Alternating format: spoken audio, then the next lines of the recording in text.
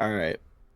So I was on to something earlier and I like cut myself off. So I'm gonna read what I just read. So I guess you know what? The end of Loki kind of explains this too. So the universe is a tree and a Mm-hmm. timeline is a branch.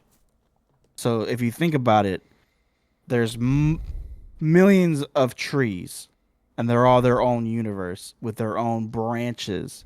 So I was kind of on like uh on the same track as this when I was trying to explain it earlier. I think every universe has its own singular timeline with a bunch of different branched timelines. Mm-hmm. Because again, like we were just talking about, it's time. So it's like different points in that same time, they're just veering off. But the thing that's also confusing to me is the void Lokis, right? They're all completely different from main Loki, except for President Loki and maybe classic Loki, maybe. But And Kid like they're all Loki. like yeah, no, yeah, but they're all like completely different though. There's alligator Loki, so I think those are different universe Lokis, not different, like not branched timeline Lokis. Okay, so incursions are universes, right? Yeah, are universal threats then. Yeah, Okay, so incursions are universes. Timelines are different points in time taking place. Is yeah, that what you just said?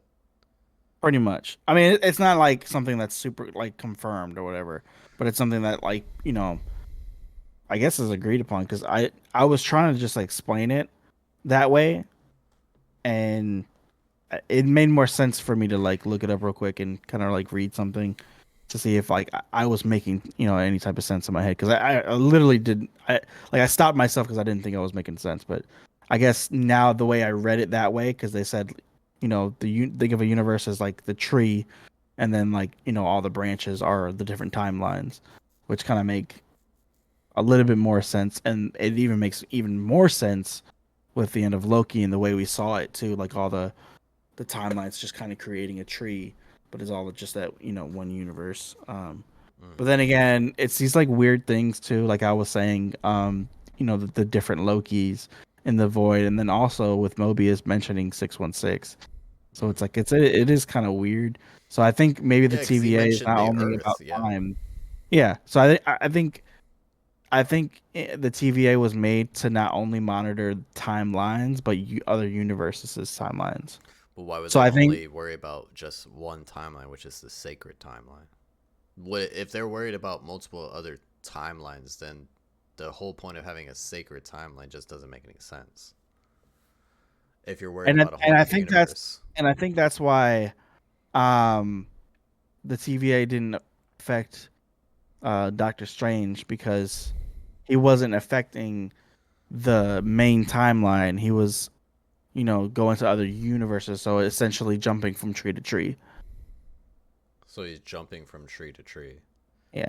But the TVA's job was just to guard, this one linear tree with zero branches. Okay, so the TVA's purpose was to guard the sacred timeline, right? Hmm.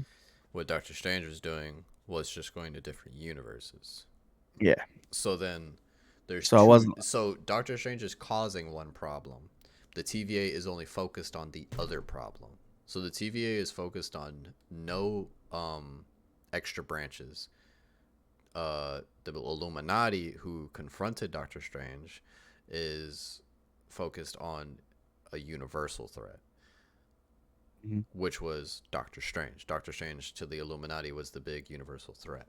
He killed Thanos. Something was going to happen because they thought he was going to be too powerful, so they decided to kill him. Yeah, here's another good explanation. It's like a universe is a continuum of space and time, and then a timeline is a sequence of events occurring in time. So it's like each alternate universe in the multiverse has its own timeline, in that an alternate sequence of events can happen in that universe, thus being timelines. So basically, the TVA can't go to other universes, is what you're saying. They're only I focused think so. on. Or he who remains limited it to that. You know So what I he mean? who remains limited. Okay, it makes more sense because it goes back to what I said earlier about he who remains destroyed the other branches. So Hmm. that way, everybody that he got from the TVA was not able to see who they really were so that way he can only be focused on for all time always. You know what I mean? Hmm. So with that, the TVA, the Time Variance Authority employees, are limited to only guarding the sacred timeline. But now their purpose is kind of expanded. Now they're focused on multiple other timelines because now there's no avoiding the other timelines. It's because it's all one big tree and it's all branching out. So they have to figure out how to destroy those timelines. Well, that's the thing. Are they there to destroy the other timelines now, or are they going to just destroy the Kangs so that way all the other timelines just are living in perfect harmony under the tree? That's my thing. Is it just Kangs, or is it them destroying that timeline so that way another Kang doesn't happen? Because So in order for the war to stop, don't you have to get rid of the timeline, and it would just be that easy? Why would they just keep the timeline alive if it's a problem? You know. so this is kind of good timing too, because I was literally reading something and listening to you. Um, so I'm gonna read what I'm reading on a Reddit thread right now. Mm. So the question was, are the Kang variants from different universes and different timelines? The question was, in Quantumania, we learned that Kang the Conqueror did not just destroy timelines, but entirely different universes. As I understand it, the multiverse is entirely different than the different timelines. As I understand it, the multiverse has the different individuals, different lives of each person, and each universe has its own timeline.